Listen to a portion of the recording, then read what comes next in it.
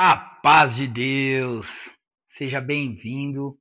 Se inscreva aí no canal, deixa o like, envie para alguém. E o principal, pegue sua Bíblia e vamos para mais uma leitura desse livro mais vendido do planeta Terra, a Palavra de Deus. E hoje, livro de Marcos, do capítulo 4, do versículo 30 ao 34. O título, A Parábola do Grão de Mostarda. Então, seja bem-vindo e vamos ler com a guia do Espírito Santo de Deus, tá bom? E dizia: A que assemelharemos o reino de Deus? Ou com que parábola o representaremos? É como um grão de mostarda, que quando se semeia na terra, é a mais pequena de todas as sementes que há na terra.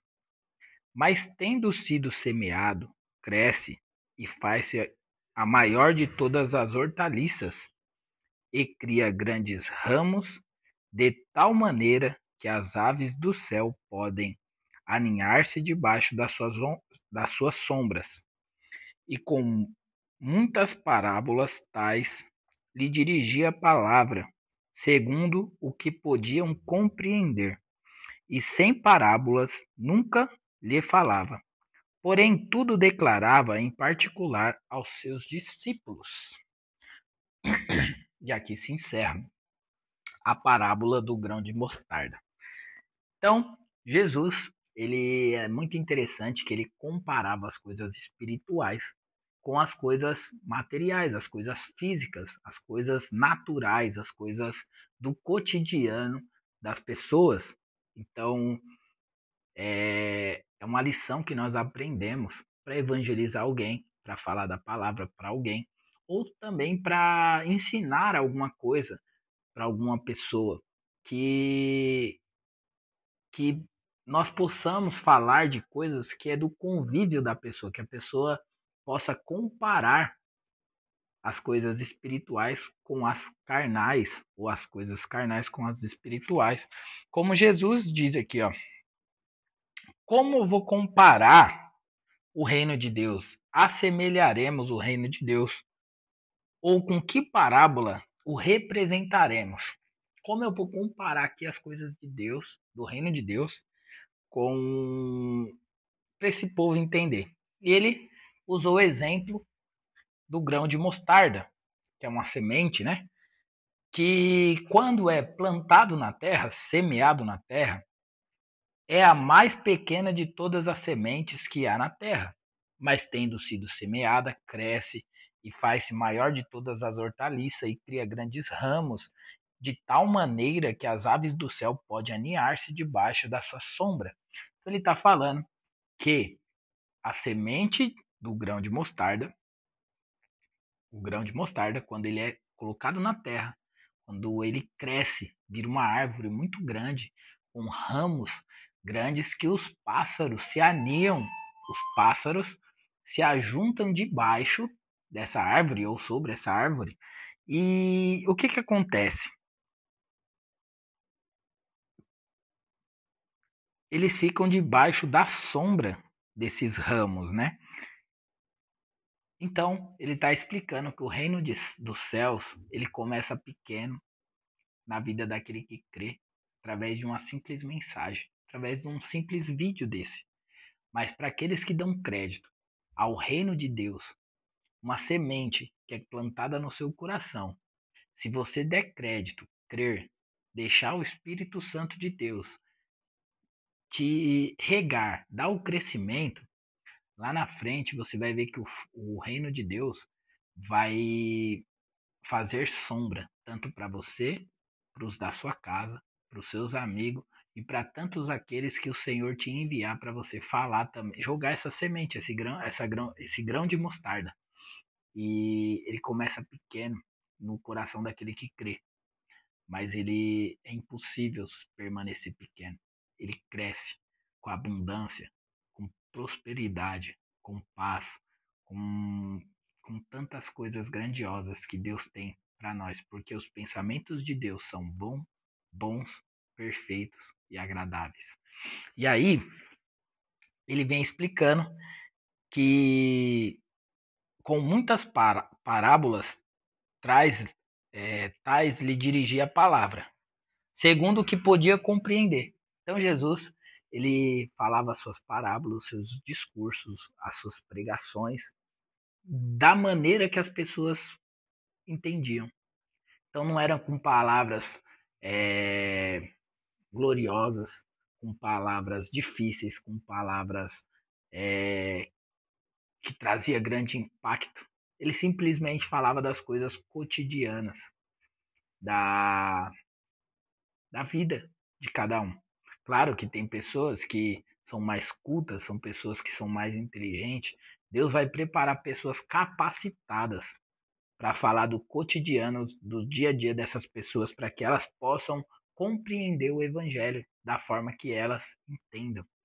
Para pessoas mais simples, sem muito estudo, com pessoas sem muito intelecto, pessoas que têm ali um conhecimento, uma sabedoria do dia a dia que não foi nas grandes universidades. O Senhor também vai preparar pessoas que vão anunciar o reino de Deus, o evangelho, da maneira que elas possam compreender, porque Jesus fazia isso nos seus discursos. E aqui, ele sempre falava em parábolas, mas declarava em particular aos seus discípulos, porque as parábolas, elas são simplesmente para quem realmente quer viver no reino de Deus. E por que eram reveladas para os discípulos? No livro de Mateus, nós percebemos várias vezes que os próprios discípulos estavam ouvindo as parábolas e depois eles interrogavam Jesus, eles perguntavam para Jesus: o que você queria dizer com isso? Então, o que isso quer dizer, na minha opinião? Se você ouviu uma palavra, se alguém anunciou o reino de Deus, falou alguma parábola para você, alguma profecia, alguma coisa, não se acomode e sem entender.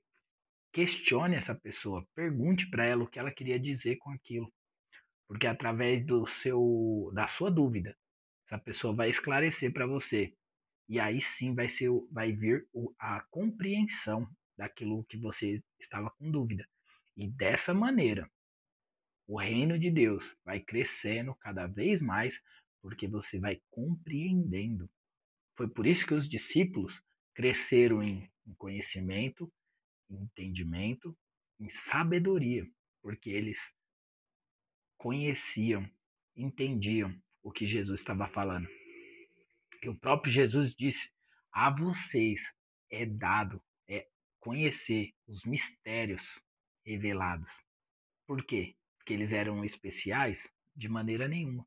Eles simplesmente fizeram o que a multidão não fez. E é o convite para mim e para você fazer isso. Se aproximar de Jesus e pedir para que Jesus e para que o Espírito Santo nos esclareça toda a verdade. Glória a Deus, né?